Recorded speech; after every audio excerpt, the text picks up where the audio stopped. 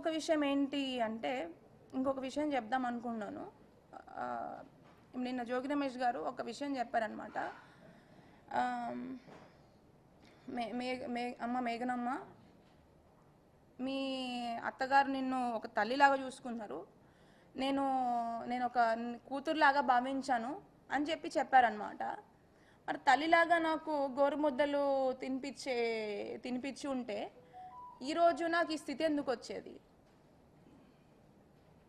ఆమె తినిపించింది నాకు గోరుముద్దల్లాగా లేవు, విషపు ముద్దలు.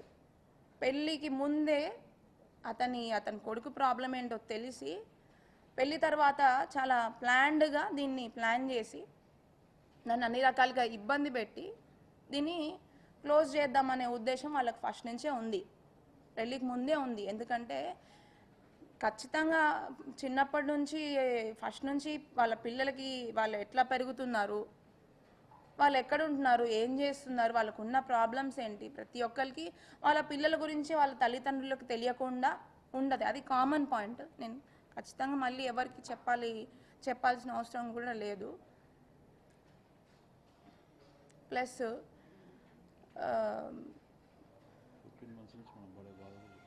ఇంకొక విషయం ఏం చెప్దాం అనుకుంటున్నానంటే, ఇంకొక క్లారిటీ ఏమి ఇద్దాం అనుకుంటున్నానంటే, ఒక ఆడపిల్లగా 1.5 year నుంచి జోగి రమేష్ అండ్ వాళ్ళ కుటుంబం వల్ల చాలా ప్రాబ్లమ్స్ ఫేస్ చేస్తున్నాము.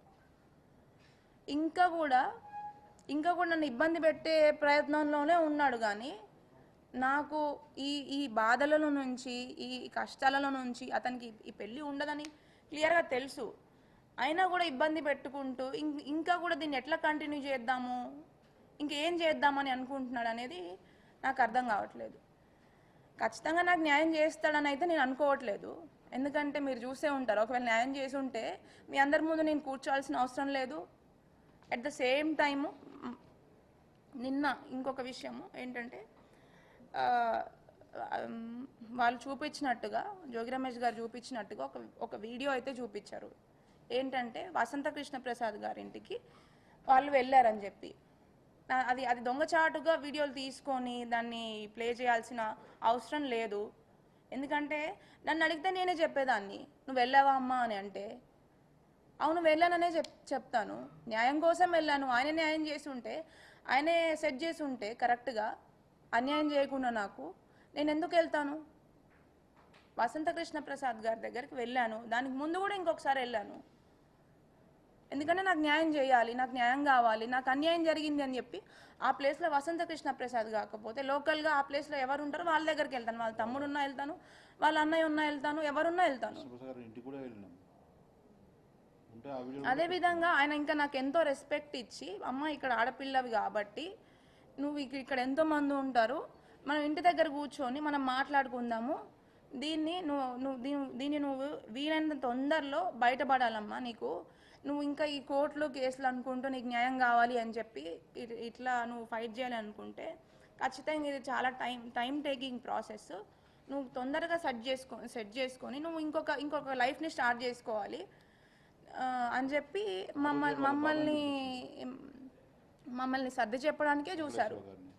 And at the same time అతని సొంత బాబాయ్ అయిన, జోగి రమేష్ గారి సొంత బాబాయ్ అయిన వెంకటేశ్వర్లు గారిని కూడా ఆ రోజు మమ్మల్ని ఇంటికి రమ్మని చెప్పిన రోజు ఆయనను కూడా పిలిపించారు, మాట్లాడారు.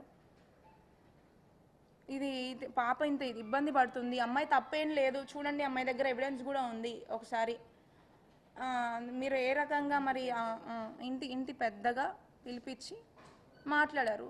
ఆయన కూడా చెప్పింది ఏంటి, వెంకటేశ్వర్లు గారు కూడా, నాకు వాళ్ళతో సంబంధం లేదండి, వాళ్ళు నేను చెప్పినా వినే పరిస్థితుల్లో లేరు, అమ్మాయికి అయితే ఖచ్చితంగా అన్యాయం జరిగింది, కానీ నేను దీంట్లో నేను ఇన్వాల్వ్ అవ్వదలుచుకోవట్లేదు, ఎందుకంటే నేను చెప్తే వినే స్థితిలో లేరు కాబట్టి ప్రొసీడ్ అవ్వమని చెప్పండి వాళ్ళని, ఎందుకంటే నేను ఇన్వాల్వ్ అయినా అమ్మాయికి న్యాయం జరగకపోవచ్చు అని చెప్పి వాళ్ళ సొంత బాబాయ్ వెంకటేశ్వర్లు గారే చెప్పారు.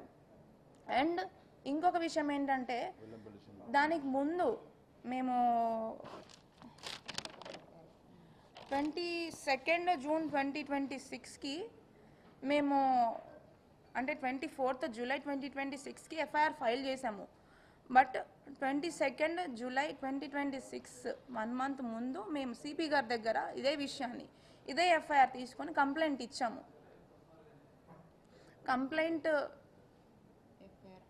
ఇచ్చినప్పుడు సిపి గారి దగ్గరికి వెళ్ళి కంప్లైంట్ ఇవ్వగానే ఆయన కూడా దానికి ఏవేవైతే సెక్షన్స్ ఉంటాయో నా దగ్గర ఉన్న ఎవిడెన్స్ చూసి ప్రొసీడ్ అవ్వండి అని చెప్పి సిపి గారికి దాన్ని కన్వర్ట్ చేయడం జరిగింది. ఆ కన్వర్ట్ చేయడం నెక్స్ట్ రోజు వచ్చి ఎస్హెచ్ఓ దగ్గర కంప్లైంట్ ఫైల్ చేయండి అని చెప్పి చెప్పడం జరిగింది.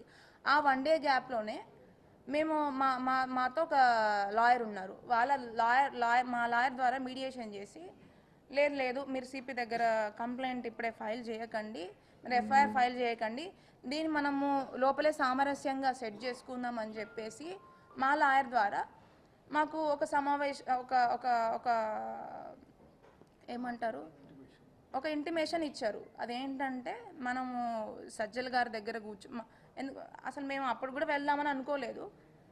వాళ్ళు ఒకవేళ జోగి రమేష్ గారు మళ్ళీ పిలిచి మళ్ళీ మాట్లాడదామంటే మేము వెళ్ళదలుచుకోలేదు.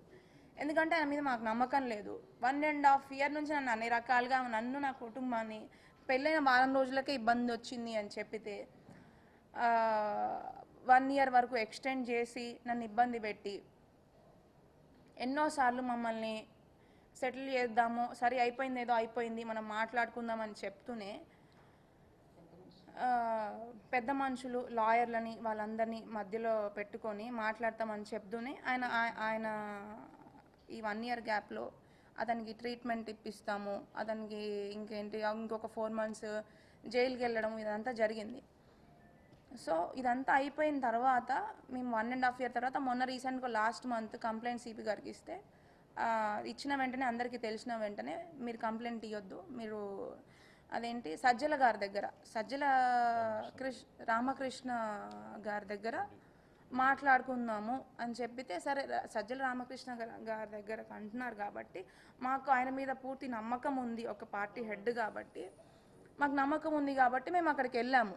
వాళ్ళు చెప్పినట్టే కంప్లైంట్ ఇచ్చిన నెక్స్ట్ రోజు ఆయన మీద గౌరవంతో ఒక పెద్దగా మమ్మల్ని పిలిచారు కాబట్టి మేము వెళ్ళాము. వెళ్ళిన తర్వాత అక్కడ ఖచ్చితంగా సజ్జల గారి దగ్గర వెల్లంపల్లి శ్రీనివాస్ గారు ఉన్నారు అండ్ జోగి రమేష్ గారు, వాళ్ళ కుటుంబ సభ్యులు, వాళ్ళ లాయర్ గారు, వాళ్ళందరూ కూడా తీసుకొని వచ్చి సజ్జల గారి దగ్గర కూర్చోబెట్టడం జరిగింది. మేము మాట్లాడాము. అక్కడ కూడా సజ్జల గారు లేదమ్మా నువ్వు ఆడపిల్లవు కదా, మళ్ళీ కోర్టులో ఈ కేసులు అన్నీ వెళ్తే నీకేమొస్తుంది, అంత టైం టేకింగ్ ప్రాసెస్ అదంతా కూడా మేము అక్కడ కూడా నేను ప్రతి ఒక్క వీడియో నాదేం తప్పు లేదండి, అయినా కూడా మమ్మల్ని ఇట్లా ఇబ్బంది పెడుతున్నాడు 1.5 year నుంచి, ఇంకా మేము విసిగిపోయాము అని చెప్తే నేనున్నానమ్మా నీకు ఖచ్చితంగా న్యాయం జరుగుతుంది అని చెప్పేసి అక్కడ మాట్లాడడం జరిగింది ఒకరోజు వాళ్ళందరినీ కూర్చొని. మరి ఆ విషయము నిన్న జోగి రమేష్ గారు ఎందుకు మెన్షన్ చేయలేదో నాకు తెలీదు. అది నేను అక్కడికి ఏ ఉద్దేశంతో అయితే వెళ్ళాను సజ్జల రామకృష్ణ గారి దగ్గరికి, వసంత కృష్ణ ప్రసాద్ గారి దగ్గర కూడా అదే విధంగా వెళ్ళాను. అక్కడికి ఎందుకు వెళ్ళాల్సి వచ్చిందంటే సజ్జల రామకృష్ణ గారి దగ్గరికి వెళ్ళిన తర్వాత ఒక 2 daysలో దీన్ని మ్యూచువల్కి చేసుకుందాము, సరే అయిపోయింది ఏదో అయిపోయింది కూర్చుందాం మాట్లాడుకుందాం అని చెప్పారు.